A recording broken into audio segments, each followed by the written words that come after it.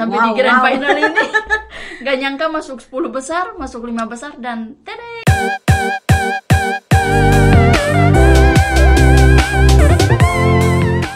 Halo guys, welcome back to my YouTube channel. Ketemu lagi bareng aku Yafni, dan di samping aku udah ada Catherine.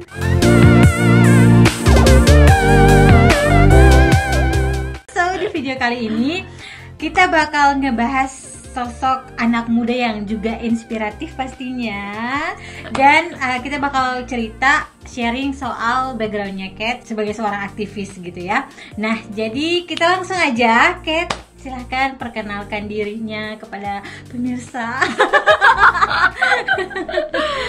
Oke, sebelumnya terima kasih banyak untuk Kakak Yerni dan juga Kakak Billy di belakang layar. Di belakang layar. Jadi suatu kebanggaan juga bisa hadir di studio Kak Yerni dan Kak Billy. Dan teman-teman, perkenalkan, nama saya Catherine Wokanobun, lahir di Ambon 4 Juni.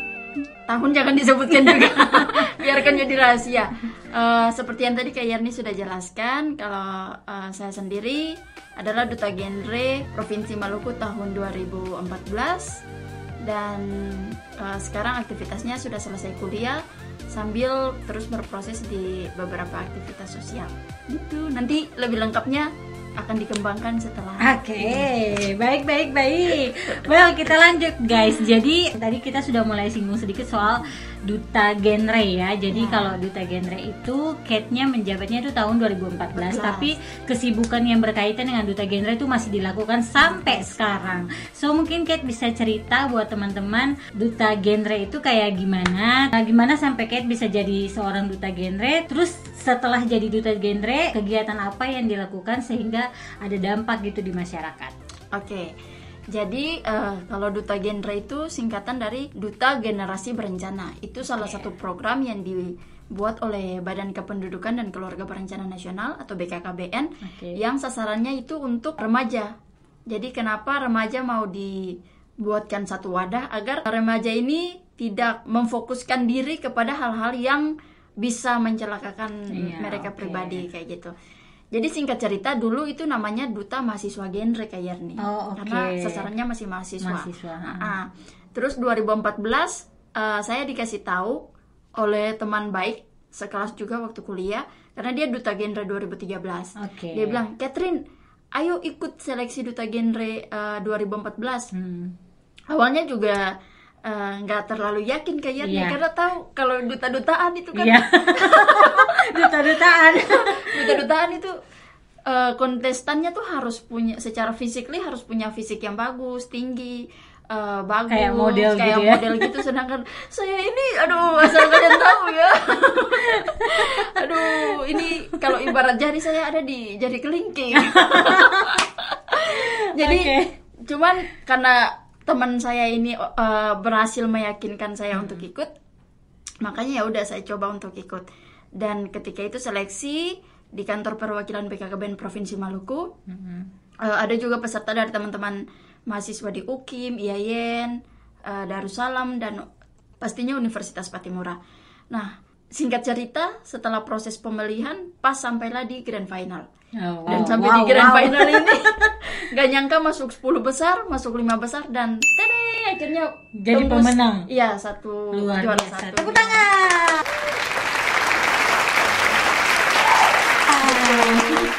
Terus dari tingkat provinsi itu pemilihan bulan Maret Kak Yerni. Terus 2014 ya. 2014 bulan Maret. Kemudian bulan Septembernya itu pemilihan di nasional. Itu jadi ikut yang nasional juga karena setiap 34 provinsi itu juara-juara satunya dikirim untuk seleksi tingkat nasional. Nah, itu lebih deg-degan lagi karena ternyata merupakan peserta yang termasuk yang paling kecil secara fisik. Iya, secara fisik. Sama ada hari itu ada juga dari provinsi apa gitu yang peserta ceweknya juga nggak terlalu tinggi. Tapi ada temennya. Ada temennya, tapi memang sangat kentara sekali ya ini. Pesertanya mungil sekali. Jadi kadang orang pikir, ini anak SMA udah ikut kompetisi, bukan ini sudah mahasiswa. Sudah mahasiswa. Tapi motivasi sampai di sana adalah apapun yang terjadi, apapun hasilnya, Saya dan partner saya Krisna Noya. Oh, jadi itu pasangan-pasangan. Kak. Kita sepakat bahwa kita lakukan yang terbaik untuk Maluku dan sisanya biar Tuhan yang menentukan hasilnya kayak gimana. Yes. Dan singkat cerita, setelah karantina 1 minggu di Jakarta, pas pemilihan ternyata bisa lolos sampai ke juara 2 putri tingkat nasional. Wow. Dan tanpa saya duga juga jadi juara motivator duta mahasiswa genre nasional. Wow, luar biasa. Luar biasa. Oke. Dan si Krisna pasangannya tuh juara 1 putra tingkat nasional. Jadi hari itu luar biasa Maluku ya. Jadi hari itu betul-betul Maluku bisa dibilang mendapat berkat yang besar dari Tuhan dengan karena yang cowoknya langsung juara 1 nasional, ceweknya juara 2 nasional. Luar biasa. Terus sebagai duta genre apa yang dilakukan? Ya, kalau apa yang dilakukan, kita semacam lebih menjadi motivator atau menjadi edukator kepada teman-teman sebaya, teman-teman mahasiswa, teman-teman remaja, agar memahami bahwa masa remaja ini harus punya perencanaan yang baik. Kita juga harus bisa terhindar dari permasalahan-permasalahan remaja, triad KRR namanya, seperti seks bebas, penyalahgunaan narkoba, dan juga nikah di usia dini. Nikah di usia dini. Pernikahan nikah di usia dini.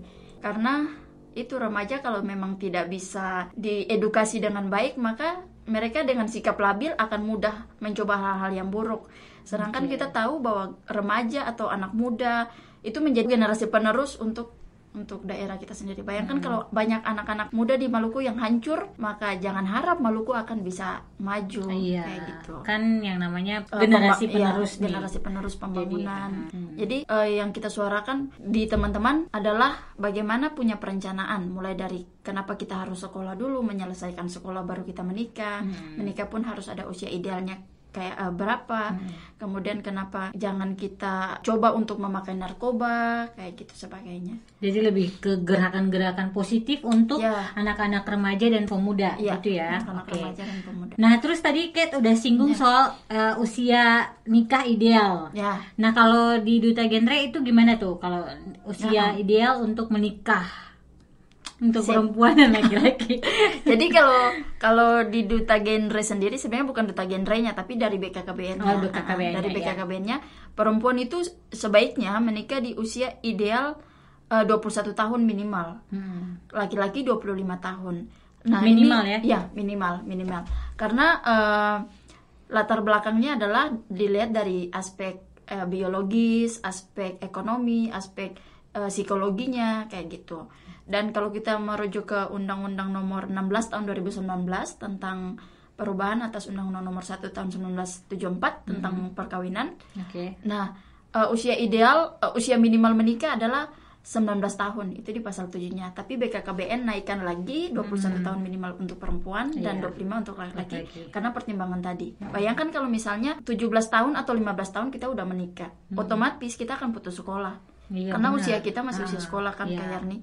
Dan kalau perempuan, apalagi untuk perempuan, physically kalau dia nikah muda akan sangat berisiko untuk kematian ibu dan anaknya, kematian ibu dan anak ketika proses lahiran itu. Kemudian ini akan sangat berpengaruh besar untuk indeks pembangunan manusia di Maluku. Kalau misalnya banyak anak-anak muda yang putus sekolah dan memilih untuk nikah muda, maka jangan harap ada banyak penduduk yang berkualitas gitu. Nah, itu akan sangat berkorelasi dengan tingkatnya kemiskinan, karena pendidikan yang minim akan berpengaruh juga untuk mungkin dalam mencari kerja dia tidak kompatibel dari segi latar belakang pendidikan, ataupun dia juga tidak punya bekal ilmu yang banyak untuk nanti setelah sekolah dia bisa berkreasi di tengah masyarakat. Nah, itu kan. Dan kalau dia miskin, bagaimana dia mau membesarkan anak-anaknya? Mungkin anak-anaknya juga akan bisa ikut juga. Dan ternyata memang ada penelitian kalau itu terjadi seperti sebuah siklus gitu, Kak. Jadi kalau kita tidak putuskan, maka itu akan berlanjut terus. Jadi bagaimana memperbaiki generasi itu harus dari generasi mudanya. Itu, Kak. Benar. Terus dari segi psikologi juga, aspek perkembangan psikologi di usia kayak gitu udah lebih matang. Jadi perkawinan dibangun dengan keadaan psikologi yang lebih baik dan mereka bisa lebih punya pandangan yang luas tentang bahwa menikah itu kita bisa seharusnya kita bisa membangun satu hubungan yang baik dan kita bisa menghasilkan satu karya yang baik dari keluarga itu. Jadi bukan sekedar membangun keluarga biasa aja. Tapi harus ada kualitinya. Ya, kualitinya. Seperti Kak Yerni dan Kak Billy yang begitu kompak. Luar biasa banget. Nah terus kalau misalnya jadi duta genre sendiri itu ada tantangan yang dihadapi nggak selama menjadi duta genre? Yang pasti ada Kak, yang pasti ada, baik dari personal saya pribadi, diri sendiri maupun secara organisasi. Kalau dari diri sendiri ialah harus sebisa mungkin bisa menjadi contoh yang baik untuk lingkungan sekitar, untuk lingkungan, untuk masyarakat kayak gitu. Karena namanya juga duta, pasti orang akan soroti terus, oh ini kok duta tapi dia gini sih, pasti nggak berhasil kalau kita turun ke masyarakat terus ngomongin program. Nah kemudian kalau tantangan secara organisatoris, genre karena Maluku ini berpulau-pulau Kak Yerni, jadi memang duta genre, teman-teman forum kalau mau turun sampai sekarang belum menjangkau semua daerah. Padahal kerinduan besar kita adalah bisa menjangkau semua teman-teman remaja yang ada di Maluku ini. Karena keadaan geografis yang begitu menantang, karena akan berimbas juga untuk biaya yang sangat besar. Jadi kita juga belum bisa menjangkau semuanya kayak gitu. Jadi fokusnya palingan di daerah kota-kota gitu ya. Kalau di kota sering, kita juga sudah di beberapa kabupaten lain. Pernah satu kali tahun berapa ya, 2016, duta genre dalam satu minggu bikin sosialisasi di 6 desa berbeda. Wow. Kayak gitu, dalam satu minggu 6 desa berbeda di 6 kabupaten berbeda juga. Jadi kita gerakan serentak kayak gitu. Pernah juga turun sampai di Seram-Seram, sampai di Maluku Tenggara, jauh-jauh sampai di Samlaki juga pernah kayak gitu, naik kapal. Justru kita semakin tertantang untuk turun ke daerah-daerah yang jauh itu Kak. Karena ternyata di sana tingkat nikah dini itu sangat banyak. Betul sekali, apalagi yang di daerah yang terpencil, pedesaan, betul. Itu kan sangat banyak. Dan sayang sekali karena daerah-daerah terpencil itu dari segi sumber daya alam punya potensi sumber daya yang begitu besar, tapi dari segi sumber daya manusianya belum mumpuni untuk mengelola sumber daya alam itu. Dan sayang sekali kan kalau misalnya generasi mudanya yang harusnya sekolah dulu udah berhenti sekolah karena menikah kayak gitu. Dan rata-rata pasti putus sekolah Kak. Karena kalau Kak Yerni juga lihat prakteknya di masyarakat, kita tidak mudah menemukan siswa yang pergi sekolah dalam keadaan hamil, enggak, pasti dia putus sekolah. Beda kalau di dunia kampus. Mungkin Kak Yerni juga mungkin pernah lihat, saya juga waktu dulu kuliah ada beberapa teman-teman yang walaupun mereka hamil tapi mereka tetap ke kampus. Kalau dari BKKBN sendiri untuk memberikan solusi terhadap itu tantangan itu kayak gimana? BKKBN menyupport. Jadi kalau ada kegiatan yang juga kebetulan di kabupaten itu dan ada biayanya, maka mereka juga menggembleng duta genre untuk kesana sama-sama dengan mereka. Dibantu ya? Iya, dibantu. Atau ada kebijakan-kebijakan apa di anggaran yang bisa mereka kucurkan untuk membantu, maka itu akan sangat dengan senang hati mereka lakukan. Nah sekarang kita balik dulu. Kalau ngomongin soal menjadi duta genre, mungkin teman-teman yang nonton ada yang belum tahu gimana caranya menjadi duta genre. Itu mungkin Kate bisa jelaskan. Oke. Jadi kalau teman-teman mau jadi duta genre, setiap tahun itu ada pemilihan duta genrenya tingkat provinsi. Nanti yang juara akan mewakili provinsi ke tingkat nasional. Jadi kalau pas setiap tahun pendaftaran pemilihannya dibuka, teman-teman tinggal daftar aja. Itu usianya maksimal 22 tahun. Minimalnya itu 16 tahun.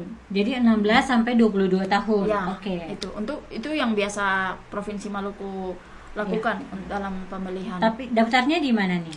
Daftarnya bisa di kantor BKKBN atau di forum genrenya. Jadi nanti pas pengumumannya dikeluarkan, nanti ada formulir yang kita taruh linknya di akun duta genre. Tinggal langsung daftar aja, isi formulir, daftar, terus sudah ikut proses seleksinya. Nah kalau untuk proses seleksinya nih, kita kupas sedikit soal proses seleksinya itu gimana tuh sampai Kate bisa menjadi seorang duta genre gitu. Prosesnya. Itu kan pertama pendaftaran, habis itu kita masuk dalam proses karantina Kak. Jadi proses karantina itu biasanya 3 hari kalau di Provinsi Maluku. Pesertanya diinapkan di wisma di kantor. Nanti pembeliannya bisa di gedung atau di hotel juga. Kayak gitu. Selama karantina itu intinya sama lah sama pageant yang lain, pemilihan yang lain. Nanti ada coaching class, pemberian materi dari narasumber kayak gitu. Dan ada beberapa tes, misalnya tes tentang pengetahuan substansi genrenya, yaitu seputar triad KRR, seputar transisi remaja, masa transisi remaja, usia-usia ideal untuk menikah, dan juga tentang pengetahuan umum. Kayak gitu. Nanti juga ada presentasi tentang apa yang sudah kita bikin di PIK, karena pesertanya juga memang harus masuk di PIK dulu, Kak, Pusat Informasi dan Konseling Remaja. Gitu. Jadi nanti dia presentasi dulu apa yang sudah dilakukan di PIK. Jadi masuk ke PIK dulu nih? Iya, masuk di PIK dulu, berproses di PIK, baru ikut pemilihan duta genre. Baru daftar gitu ya? Baru daftar. Gitu. Tinggal di hari ketiga ikut pemilihan. Jadi cuma 3 hari? Iya, 3 hari. Hari terakhir itu pemilihan nanti ditapis dari 10, misalnya dari 60 peserta, kita tapis lagi 10 terbaik putra putri. Habis itu 5 terbaik putra putri, terus cari deh juara 1, 2, 3. Jadi sebenarnya tidak terlalu yang rempong-rempong banget ya? Tidak terlalu yang rempong-rempong banget. Jadi semua orang punya kesempatan juga untuk ikut. Kalau hal positifnya yang Kate rasakan, manfaat yang dirasakan setelah menjadi duta genre itu apa? Sip. Kalau hal positifnya untuk diri sendiri, Kak? Iya, boleh untuk diri sendiri dan berdampak juga untuk orang lain, boleh. Kalau untuk diri sendiri sih, apa yang dilakukan selama menjadi duta itu, dia semacam menjadi apa ya, alarm gitu. Jadi kalau misalnya kita udah dalam masa-masa tertekan atau dalam menghadapi masa-masa sulit yang membuat sampai kita mau mencoba untuk hal-hal yang negatif, yang mengarah ke negatif, itu tuh nggak terjadi kayak gitu, karena kita betul-betul udah punya prinsip. Karena dari jadi duta genre itu materi-materi yang disampaikan kita pelajari, dan selama kita berproses tanpa sadar itu menjadi tersimpan dalam pikiran kita. Jadi itu jadi alarm, seperti yang tadi saya bilang, jadi alarm kalau misalnya kita udah ada dalam situasi yang tidak menyenangkan. Orang lain boleh mencari solusi yang bad, tapi kita masih tetap bisa mengelola emosional kita, bisa mengelola pikiran kita untuk tetap produktif kayak gitu. Itu kan. Jadi memang harus jadi contoh juga ya. Sebelum jadi contoh untuk orang lain, jadi contoh dulu untuk diri sendiri. Betul. Oke, jadi kalau duta genre tadi Kate juga sudah membahas soal usia ideal, kemudian namanya juga generasi berencana gitu. Jadi memang penting banget, karena generasi muda ini adalah tolak ukur gimana kedepannya negara kita, gimana kedepannya daerah kita gitu kan. Nah sekarang nih kita mau bahas soal stigma di luar yang berkembang. Kan biasanya ada orang yang berpikir bahwa kita tuh harus nikah dulu loh, baru kita tuh harus sukses dulu loh, harus bekerja dulu loh, baru menikah. Atau ada juga yang beda pikirannya, mereka berpikir bahwa mereka mungkin menikah dulu tuh baru sukses. Nah kita bakal bahas ini. Kalau menurut Kate sendiri itu gimana tuh? Gini, kalau dari saya pribadi itu kembali ke masing-masing orang, karena setiap orang untuk membentuk keluarga itu merupakan hak asasi yang dilindungi oleh negara. Untuk kita semua tahu ya, karena jadi hak untuk membentuk keluarga kembali ke dua orang itu. Misalnya kalau mereka merasa udah cocok, ingin nikah ya nikah aja, kayak gitu. Nikah yang penting kalau dari sisi genre, yang penting perhatikan aspek yang tadi, dari segi ekonomisnya, dari segi psikologis sama biologisnya. Kayak gitu. Jadi kalau misalnya tunggu dulu dapat kerja baru menikah, ya terserah. Kalau mau menikah dulu nanti baru bisa berjuang sama-sama juga terserah, kayak gitu. Karena percuma kalau misalnya dapat kerja dulu baru nikah, itu sebenarnya bukan jadi jaminan utama untuk rumah tangga itu dibangun dengan penuh kekompakan dan ideal kayak bagaimana, kayak gitu. Karena ada juga yang tidak bisa kita pungkiri faktanya, banyak di masyarakat yang pasangan-pasangan yang punya penghasilan masing-masing tapi justru malah berujung pada perceraian, kayak gitu. Alangkah lebih baiknya juga kalau menikah dengan pasangan yang atau dua-duanya masih dalam proses untuk memulai perencanaan yang baik. Misalnya kalau menikah, setelah menikah punya rencana untuk bekerja atau membangun usaha atau apa, itu juga pasti lebih baik kayak gitu. Jadi memang relatif ya, tergantung masing-masing orang. Jadi tidak bisa dipatenkan bahwa menikah dulu baru sukses atau sukses dulu baru menikah. Oke. Kita bahas soal sukses. Ya. Kalau Kate melihat sukses itu bagaimana? Tolak ukurnya dibilang sukses itu kayak gimana? Kalau dari saya sukses itu ketika kita bisa berdampak untuk orang sekitar kayak gitu. Karena kalau misalnya sukses dipatok pada jumlah penghasilan yang besar, tapi kalau misalnya tidak berdampak pada orang lain juga nggak, saya rasa juga nggak ada artinya gitu loh. Ya, nggak ada artinya. Tapi kalau misalnya dia orang yang sederhana sekalipun, tapi dia bisa berdampak bagi orang lain, bagi lingkungan sekitar, itu saya pikir itu sukses yang sesungguhnya. Kak Yerni pernah dengar cerita tentang Opa Eli Kishi? No, boleh diceritakan? Ini singkat cerita aja ya. Opa Eli Kishi itu mungkin nanti yang nonton pasti juga ada yang tahu, saya percaya. Itu orang tua atau seorang opa yang tinggal di Haruku. Haruku. Dan teman-teman tahu Opa Eli ini punya tingkat pendidikan yang tidak sebegitu tingginya. Beliau bukan seorang profesor, tapi beliau bisa diundang sampai di event-event internasional. Orang Maluku yang diundang sampai di tingkat event internasional untuk berbicara tentang lingkungan. Dan beliau itu sangat pro sekali terhadap pemberdayaan tentang pelestarian lingkungan. Di Haruku beliau membangun atau beliau melakukan budidaya tembakau untuk ini, dan juga burung maleo yang sudah langka.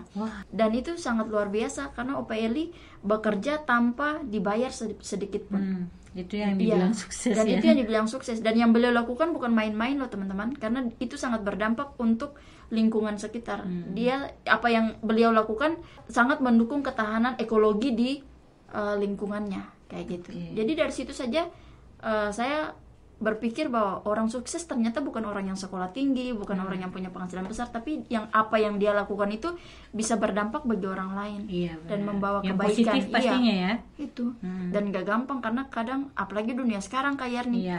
Pasti orang berpikir untuk ya sudah kita hidup untuk diri kita aja dulu.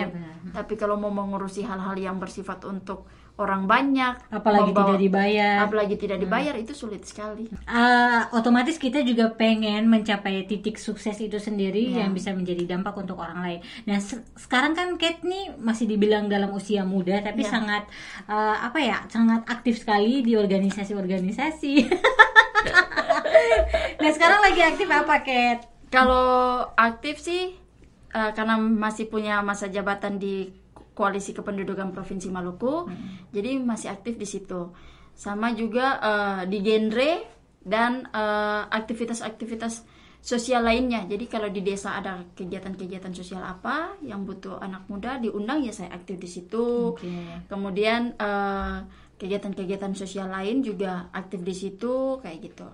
Termasuk juga di LBH juga kalau ada event yang harus diurus atau ada hal yang harus dikerjakan, aktif lagi di situ. Jadi saya sih fleksibel.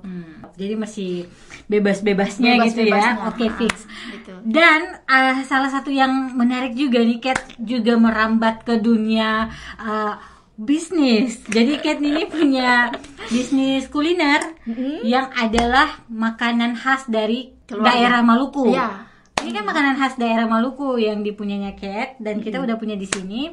Ini dia guys, jadi ini adalah nasi kelapa. Nasi kelapa ini adalah salah satu makanan khas daerah Maluku. Dia sama kayak nasi uduk ya. Jadi kayak gini. Terus pas dibuka, bentar.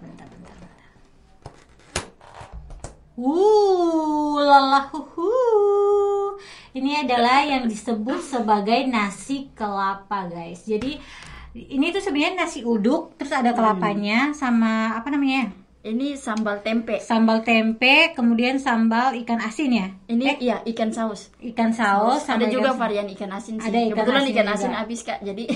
Oke, siap. Sama ini Acar mantah. Acar Orang Ambon mantah. bilang acar Kalau orang Ambon bilang acar mantah ya, jadi dari timun, bawang, pokoknya gitulah. Nah, ini tuh gimana sampai bisa jadi satu bisnis kayak gini tuh, Kat? Jadi ini tuh bagus banget sebenarnya nih kan. Nah, terus Kat bisa jelaskan itu gimana tuh? Jadi sebenarnya ini awalnya punyanya mama. Mm-mm. Bisnis keluarga gitu, bisnis keluarga. Kita bangun bisnis ini dari Juni 2019. Oh, Itu oke. di Kayu Putih, tempat tinggal saya dan orang tua. Nah, kita jualnya di warung kecil aja, warung kecil yang sederhana. Kita jual bukan saja nasi kelapa, tapi ada sayur jadi juga, Kak. Oh, Sayur-sayuran yang udah matang kita jual, sama lauk-lauk yang lain, ikan dan sebagainya. Nah, puji Tuhan pas dari awal jual banyak yang suka nasi kelapanya mama kayak gitu. Cuman karena mama kan nggak bisa pakai sosmed, Iya, nggak benar. punya Facebook, nggak punya Instagram. Nah, saya juga berpikir apa yang bisa saya lakukan untuk mengembangkan potensi ini. Jadi saya lihat ini peluang yang bagus.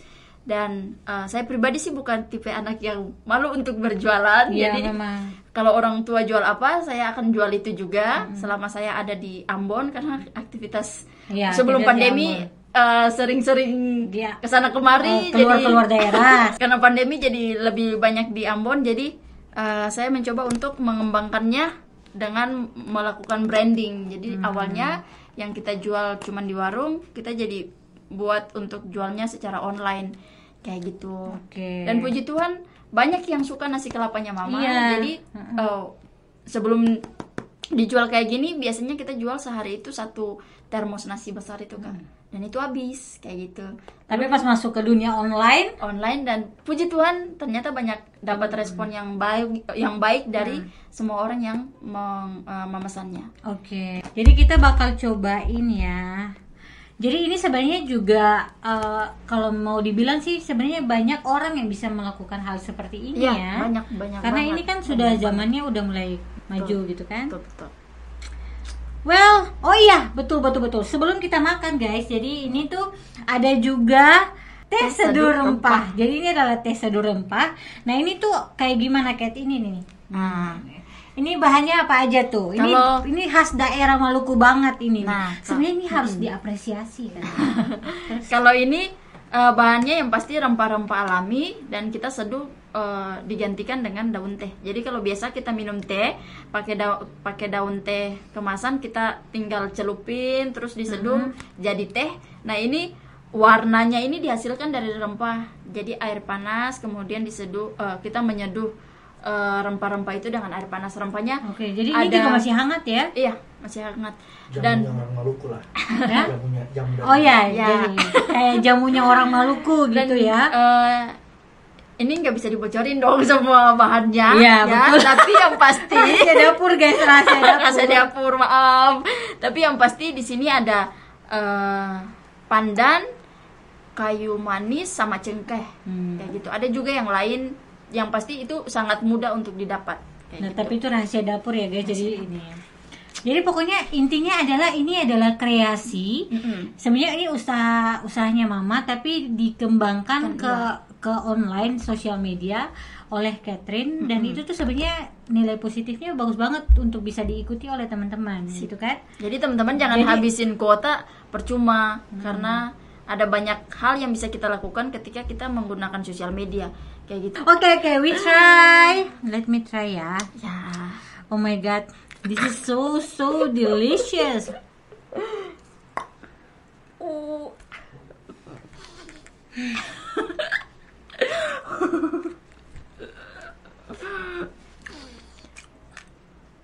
Maknyoso. Enak sekali, ya ampun sayang. Jujur enggak? Jujur sekali. Betul ini jujur sekali. Kalau misalnya orang luar, bukan orang Maluku maksudnya, kalau mereka coba pasti mereka suka banget nih. Nah jadi kayak ini tuh kayak nasi uduk gitu kan, nasi uduk, tapi ini ada kelapanya. Kelapa ini yang jadi ciri khas dari nasi kelapa ini gitu. Nah baru ditambah lagi sama ada sambal kacangnya, ada acar mentahnya, dan sama ikan sausnya. Jadi itu pokoknya salah satu makanan khas daerah Maluku yang patut dicoba. Dan kalau misalnya kalian mau order, tidak terima untuk keluar kota.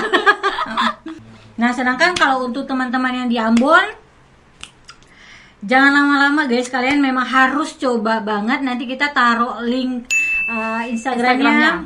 Semuanya di bawah sini biar kalian juga bisa langsung cobain nasi kelapa apa sih namanya? Mace Food ini. Mace Food ini dia ya. Dan sebox ini hanya 20.000. Oke. 20.000 itu juga udah gratis minum dan free ongkir. Kayak Oh my gitu. god. Jadi kayaknya lebih hemat gitu ya, lebih Ya. super murah banget. Dan ini kita bakal cobain, Kat. Ayo angkat gelasnya, Kat. Kita bakal cobain ini apa namanya? Teh seduhnya. Teh seduh rempah ala Mace Food. Kita kayak lagi apa gitu ya. tos. Ya ampun, wanginya. Serius, ini wanginya enak sekali. Minum. Oh my god.